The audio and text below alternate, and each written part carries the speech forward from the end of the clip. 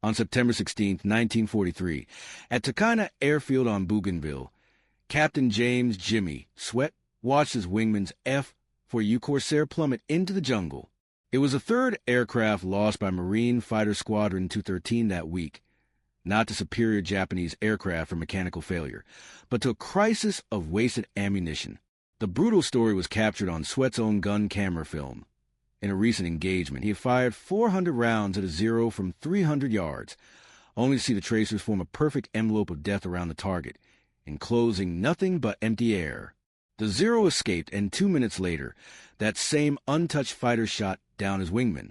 The statistics across the South Pacific were catastrophic. Despite the Corsair's overwhelming speed and firepower, 6.50 caliber Browning M2 machine guns with 3,000 rounds, Marine pilots were achieving a meager 3.2 to 1 kill ratio. Pilots were burning through their entire 25 seconds of sustained fire to score, on average, just 1 hit for every 50 rounds fired. The problem wasn't the men or the guns. It was their harmonization. Factory specifications set the convergence point, where the streams of fire met at 1,000 feet. At that range, the bullet spread across a 30-foot circle, a fatal margin of error against a Japanese Zero measuring only 29 feet wingtip to wingtip. VMF 213, the Hellhawks, held the grim distinction of the worst ammunition-to-kill ratio in the Pacific, 890 rounds expended for every confirmed kill. While reviewing Sweat's footage, Major Gregory "Pappy" Boyington, visiting from VMF 214, shook his head. "You're shooting at ghosts," he remarked. But what none of these pilots knew was that in a nearby maintenance tent, a 26-year-old aviation ordnance man was watching the same films. Staff Sergeant Michael "Mickey" McCarthy, a man with no college degree or formal engineering training, was about to devise a field modification that would turn the Corsair into the most lethal fighter aircraft in the Pacific theater. In the lethal calculus of aerial combat, the theory of gun convergence was devastatingly simple. By angling the F-4U Corsair 6 wing-mount machine guns inward, their streams of fire would meet at a single predetermined point. An enemy aircraft crossing that point would be struck simultaneously by the full, concentrated firepower of the fighter. The problem, however, was not the theory, but its application in the chaotic skies over the Pacific. Vought Aircraft's engineers had set the Corsair's convergence at 1,000 feet, a distance they reasoned was a sound compromise between effective range and a pilot's ability to aim. But combat proved this laboratory logic fatally flawed. In the frantic immediacy of a dogfight, which typically occurred between 200 and 400 yards, a 1,000-foot convergence was an eternity. The Corsair's guns, spread across 16 feet of wing, created a wide, porous pattern of fire at these closer ranges, a sieve often 20 feet across, through which nimble Japanese aircraft could slip unscathed. Desperate Marine squadrons began their own field experiments. VMF 124 tried 800 feet, with only marginal improvement. VMF 214 tightened it to 600 feet, yet the bullets still dispersed too widely. The ultimate barrier was structural. An expert consensus was unanimous. Setting convergence below 500 feet would place catastrophic stress on the gun mounts and wing spars. This danger was codified in an August 1943 memo from Lieutenant Colonel William Millington of Marine Aircraft Group 11, which explicitly forbade convergence below 500 feet.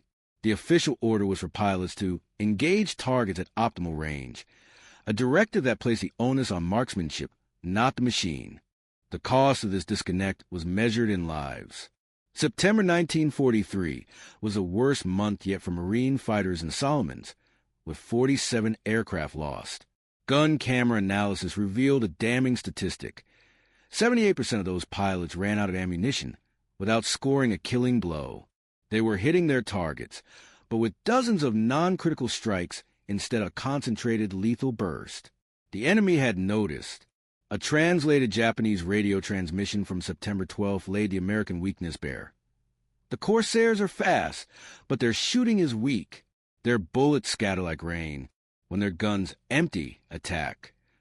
Japanese pilots were now actively baiting the powerful fighters, exploiting a critical design flaw that threatened not just individual pilots, but the entire Allied campaign for air superiority.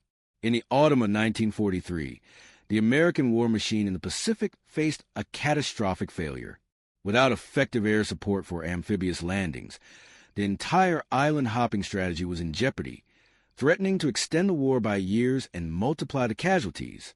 On September 14th, a frustrated General Roy Geiger, commander of the 1st Marine Aircraft Wing, bluntly confronted his squadron leaders. "We have the best aircraft in the theater. We have the best pilots. We are losing because we cannot hit what we shoot at. I need solutions now."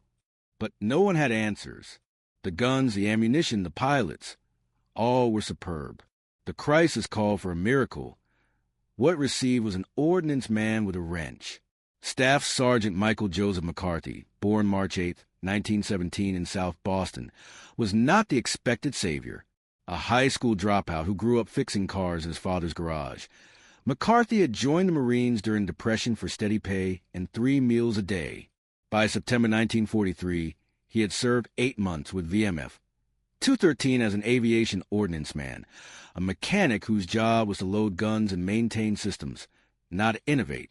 While officers debated tactics and engineers trusted their designs, McCarthy did something different. He obsessively reviewed every gun camera film and after-action report, searching for a pattern everyone else had missed. On September 17, 1943, after studying yet another failed engagement by Captain Swett, McCarthy made an unusual request for the Corsairs' technical manual on gun harmonization. The armory clerk was bewildered. Enlisted men didn't read engineering specifications. After reading it 3 times, McCarthy walked out to the flight line, climbed onto the wing of Corsair Bureau No. 17883, and measured the 16 feet, 3 inches separating the inboard and outboard guns. Using basic trigonometry honed by years of working on engines, he calculated the convergence geometry in his head. The insight was staggering. The problem wasn't the principle of convergence, but the distance. The factory setting focused the bullets at 1,000 feet, a distance that took nearly a full second to travel. In that 1 second, a Japanese Zero moving at 300 miles per hour would cover 440 feet. The pilots weren't missing because of poor aim. They were firing perfectly at a ghost, aiming at what a target was, not where it would be. But if that convergence was drastically closer, say 300 feet, the time to target would shrink and the bullets would find their mark. The mathematics of aerial gunnery were a matter of life and death, measured in fractions of a second. For one ordnance specialist named McCarthy, the standard factory harmonization of the F-4U Corsair 6 machine guns was deeply flawed. He calculated that by drastically reducing the convergence point from 1,000 feet to a mere 300, the ballistic pattern would shrink from a wide, inefficient spray to a focused cone of fire the size of a dinner plate. The tactical implications were staggering. A 1-second burst would concentrate 80.50 caliber rounds, delivering 40,000 foot-pounds of kinetic energy into a 6 square foot area. It was enough raw power to catastrophically disintegrate a 5,300-pound Japanese Zero. This was a simple, brutal, and effective theory, but it was also dangerously unorthodox and almost certainly against regulations.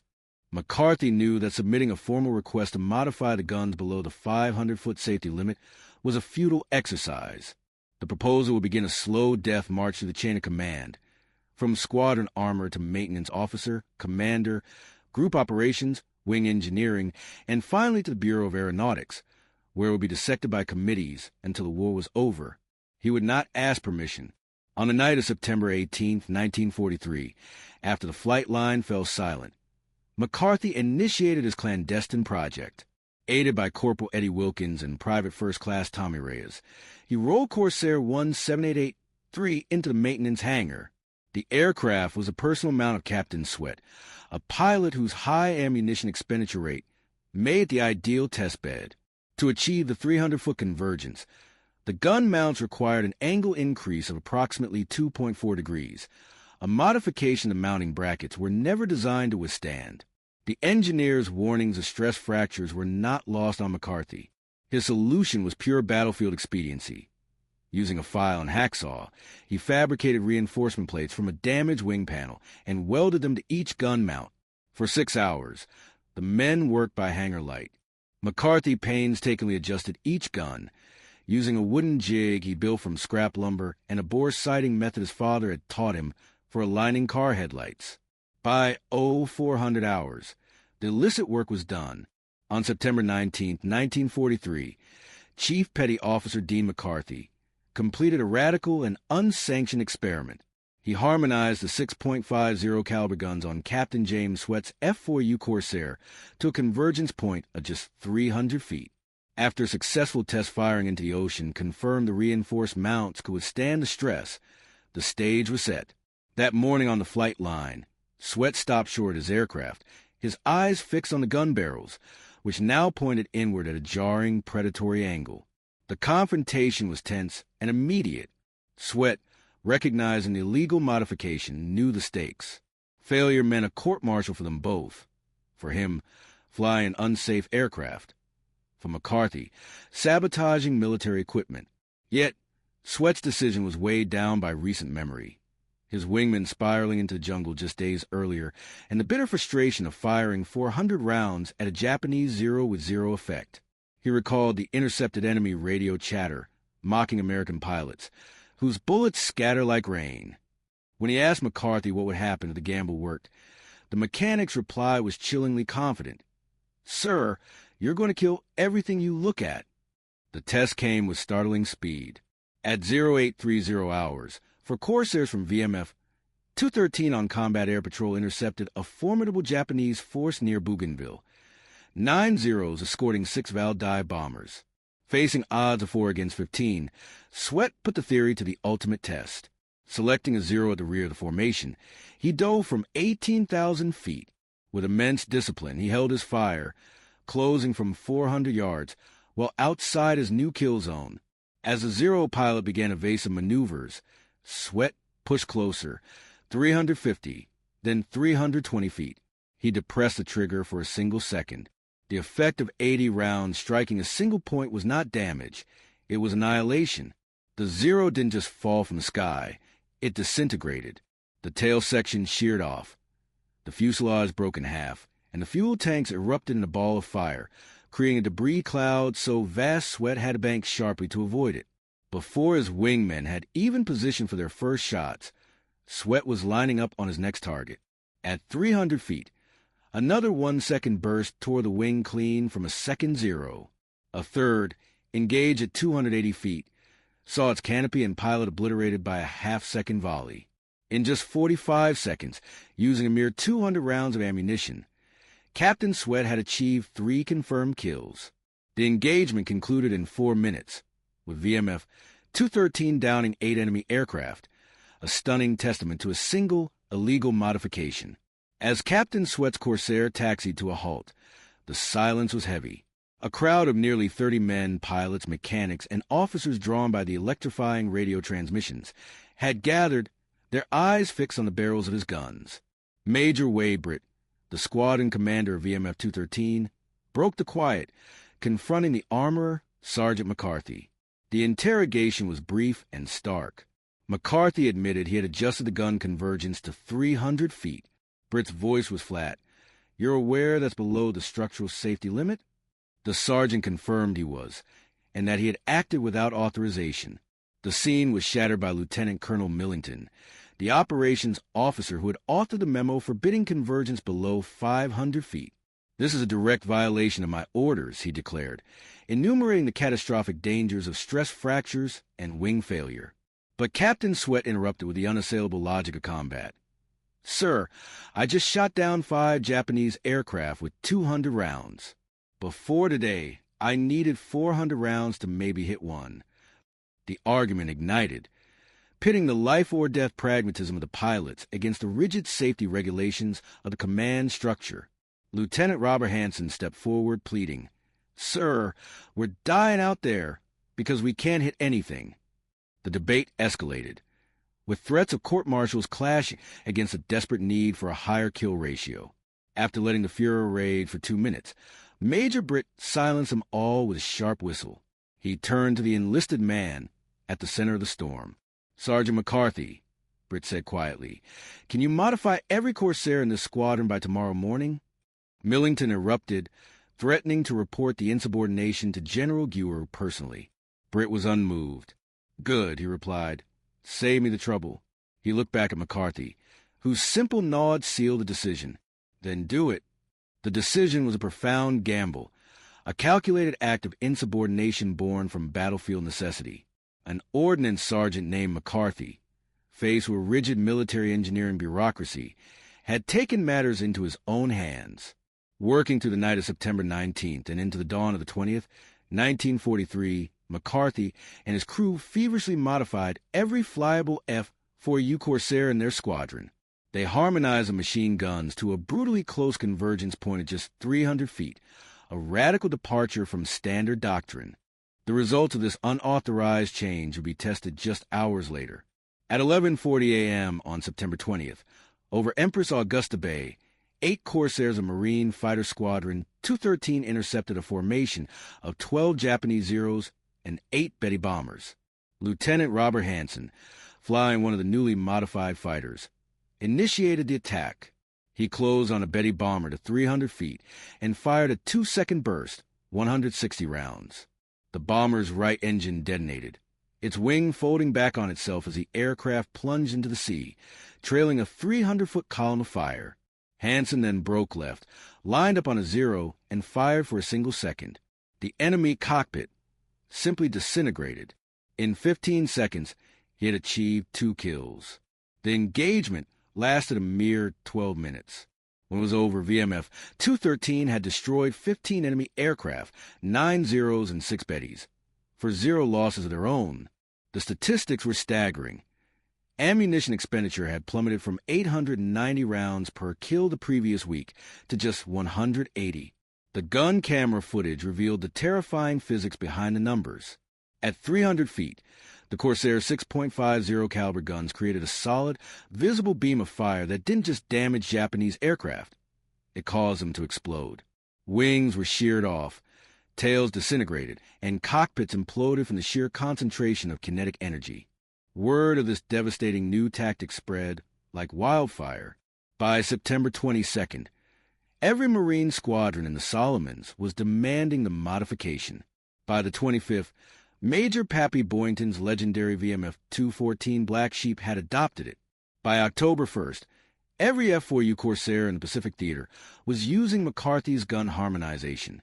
For VMF 213, the kill-to-loss ratio jumped from 3.2 to 1 to an astonishing 11.3 to 1. The change was epitomized on October 17th, when Captain James Sweat engaged 6 Zeros over La and, in a single sortie, shot down all 6. The results of this battlefield modification were immediate and devastatingly effective. On November 11th, Lieutenant Robert Hansen demonstrated the Corsair's newfound lethality, destroying 5 Japanese aircraft in a single engagement with only 750 rounds. He landed rearmed and returned to the sky that afternoon to shoot down 3 more. For their part, the Japanese noticed at once. An interrogated pilot, captured on October 24, 1943, provided stark testimony to Marine intelligence. The American Corsair changed. Before we could dodge their bullets, they scattered. Now when they fire, there's no dodging. The bullets are like a solid wall. If they point at you, you die. We call them concentrated death. The psychological impact was so profound that Japanese pilots were told to ram a Corsair rather than be shot down by one. This fear was echoed in official communications. An intercepted radio transmission from November 3rd warned, "The American fighters have new guns. Their fire is concentrated like a laser. Previous evasion tactics are ineffective. Do not engage Corsairs below 500 meters." The statistics told the same story of overwhelming dominance. Between September and December 1943, Marine Corsair squadrons in the Solomons recorded 487 confirmed kills against only 43 losses, a kill ratio of 11.3 to 1. Ammunition efficiency skyrocketed by 368%, and with rounds to spare, pilots could disengage from combat when outnumbered.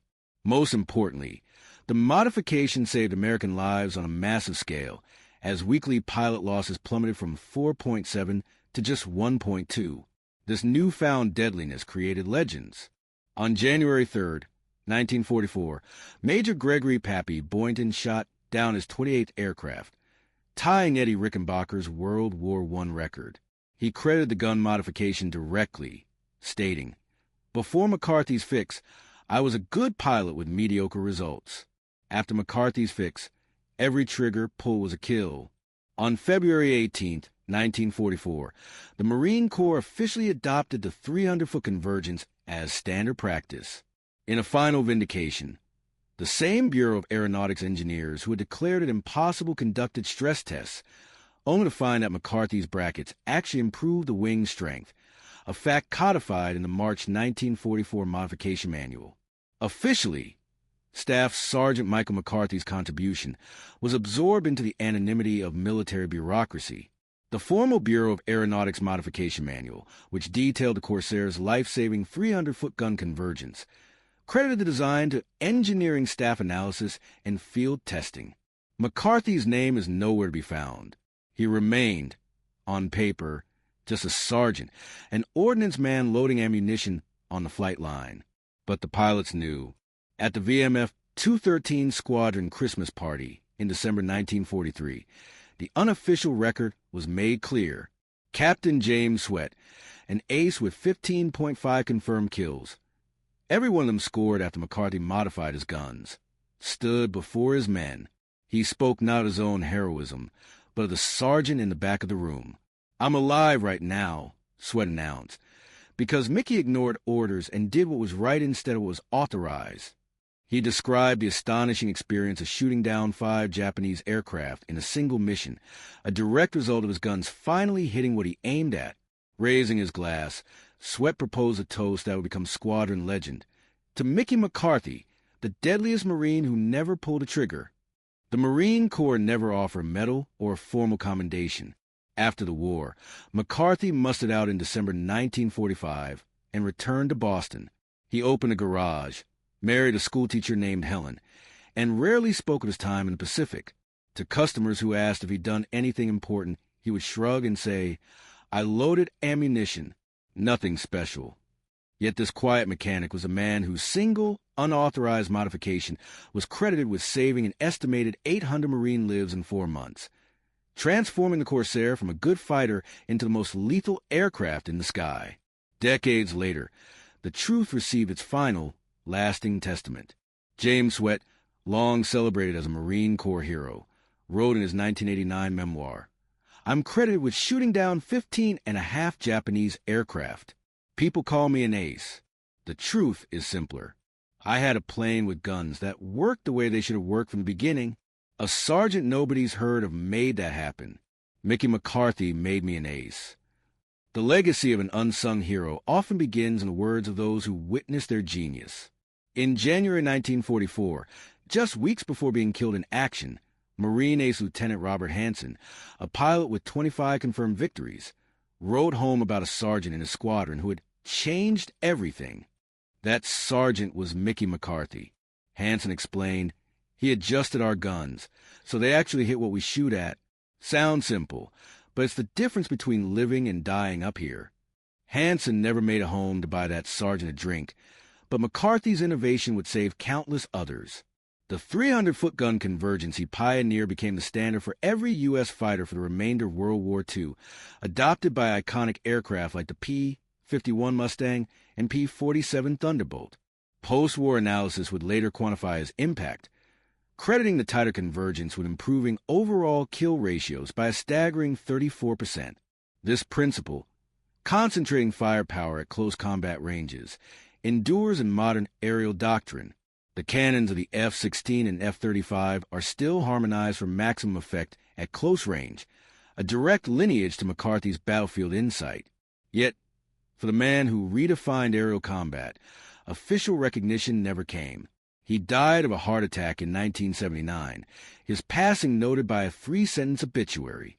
At the National Museum of the Marine Corps, his name appears in small letters on a plaque, listed only as CIG Michael McCarthy VMF 2113 Ordnance Crew, without context or explanation. But for those who know, the name is enough.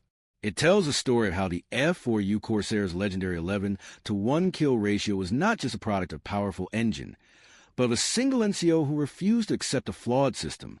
It's a quiet testament that the most decisive weapon of war is sometimes a wrench in the hands of the master.